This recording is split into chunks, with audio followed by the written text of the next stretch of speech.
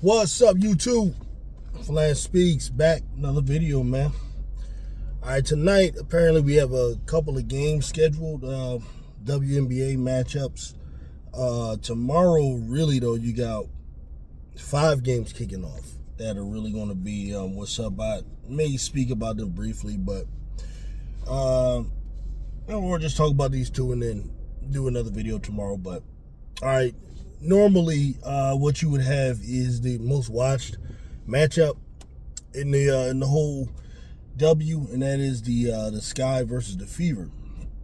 That's at 8 o'clock tonight. But this isn't a normal situation. I don't know what the turnout will be in this situation here. You have no Caitlin Clark for the Fever, no Angel Reese for the Sky. All right. The situation with both teams, as we know, the Fever are still able to be a pretty good team, without Caitlin Clark. They went above 500, they're on a bit of a little losing streak right now, but I mean, they're losing to top teams. They're not like losing to bums or anything like that. You know what I mean?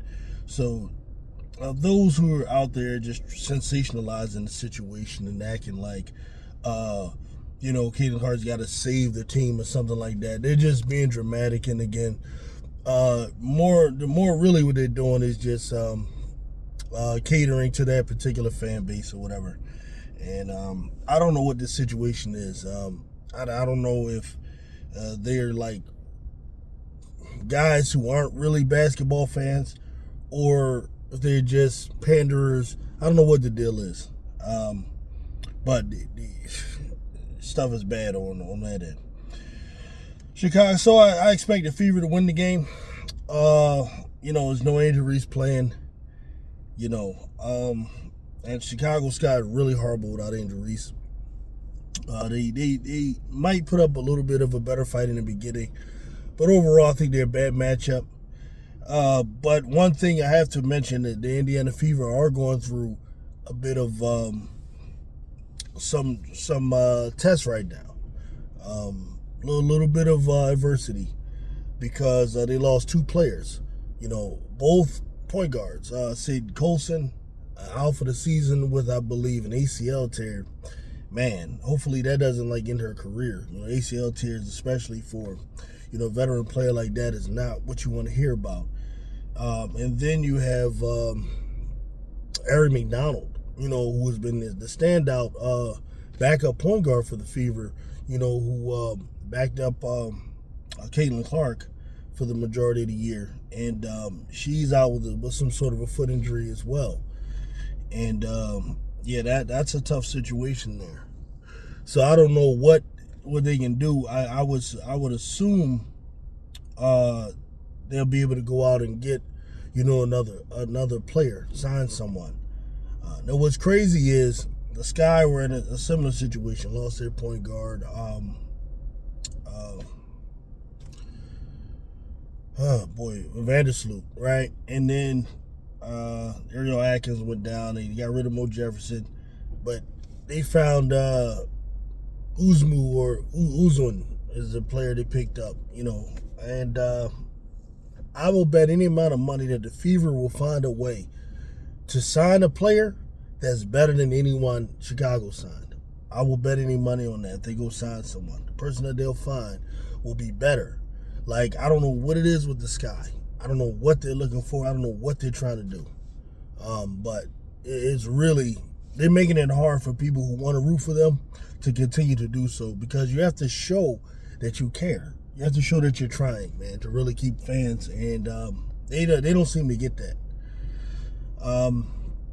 The other game, which is probably the game I'll more so lock in on, because I think this is going to be the better of the 2 games, considering the circumstances, and that is the LA Sparks versus the Golden State Valkyries.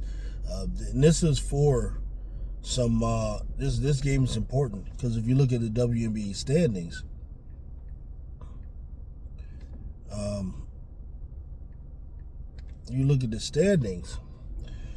both of these teams would be fighting for playoff spots. What is going on with this, man? Why are they only showing some standings? All right, so right now the Golden State Valkyries are sitting at the 8th spot, while the Los Angeles Sparks are sitting at the 9th spot, and both teams are equal in record. They're 14 and 15. So this is really the game to watch. There's a lot of implications there with that game. And the Sparks right now are on a 3-game winning streak, while the Valkyries on a 2-game skid. The Sparks are 8-2 in their last 10 games, whereas Golden State is 4-6. Golden State is going through a lot, man. They went through a lot of injuries too, especially losing Kayla Thornton, the All-Star this year, and Monique Billings, I know, has been missing time as well. I don't know if she will be available tonight or not, but they really need her if she can be available. And it is true that there's been a lot of injuries this year, and that is a problem. But I'm looking at this one article or this one video where someone's talking about the problem in the WNBA, and guys want to make everything fit their narratives, and they really don't. What you got right now, a lot of people that they want the WNBA to be this really, really non-physical, really soft league, against what the players want. Players are not calling for it, but there's a certain fan base, as we know, typically the Caitlin Clark fan base, these casuals, they want, I don't know what they want, honestly. I don't know what type of basketball they're expecting to see, where you have practically no defense, and, that's what they want. And they want to argue as if this has something to do with the injuries that are happening. And really, a lot of these injuries, especially stuff like what the Fever players have, these are all really non-contact injuries. ACL tear is like, there's literally no legislation you could put in the league. There's no way of calling a game to avoid ACL tears. Foot injuries. Look, these are athletes. It's sports. Athletes get hurt. It's just what it is, right? We hate to see it in any sport. It happens in the NFL. There are times where we lost great players, like some of the best players in the league. Tom Brady missed a season before. Aaron Rodgers, Lamar Jackson, some of the best players in the league. Sometimes you lose them, and it does hurt the value of the league. But what can you do about it? What can you do about it? Okay? It isn't like people are getting body slammed, like on a nightly basis or something like that. Over-exaggerating was actually happening. It's unfortunate, but it's really part of the game. Injuries, especially like if you look at the nature of these injuries that are taking place, they're not coming as a result of the physicality. It's hard to make a case for that. So that argument is really weak. But as far as my picks for the game, I picked the Fever to win. I mean, I would like to see Chicago win, but nobody with any common sense is going to pick Chicago to win much of anything. Though I think the Fever are ripe for the picking. If there is a time Chicago could beat them, they're probably now tonight at their most vulnerable. This would be the time to do it, but it's hard for me to pick Chicago to win anything. They're just so not serious, man, from the front office down. They're just not serious. And as far as the Sparks and Golden State, I like the Sparks to win it. I like the Sparks to win that game. Just looking at the road that they're on, and they seem to me just destined to go ahead and grab that playoff spot.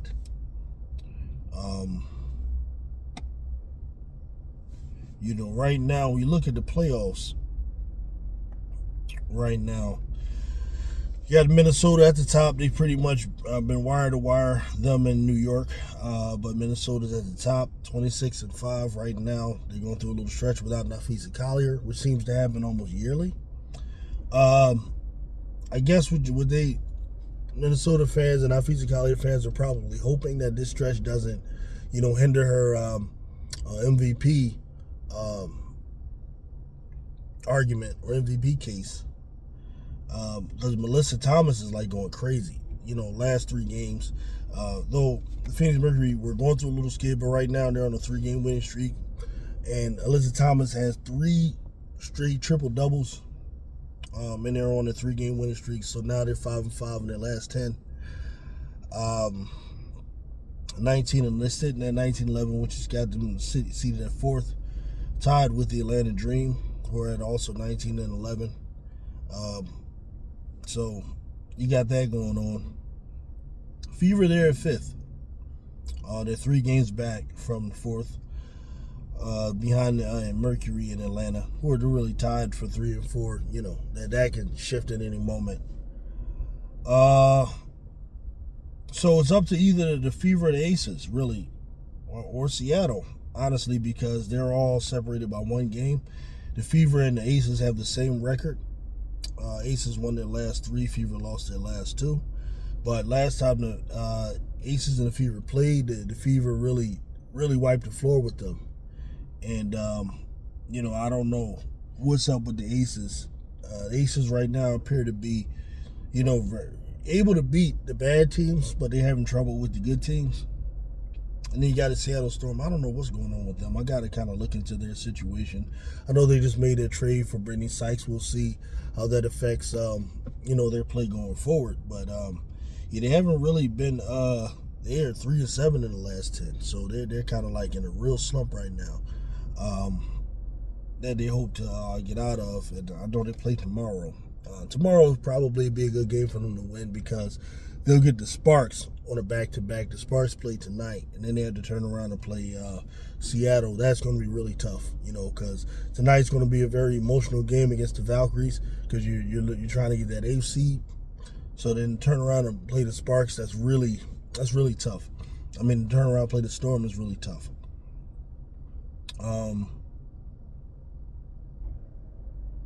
So yeah, but I got the Sparks probably taking that 8th seed tonight from Golden State. Don't know how long they'll be able to hold on to it though. So yeah, that's pretty much what I got, man. On those games tonight. So let me know what y'all think, man. Peace out.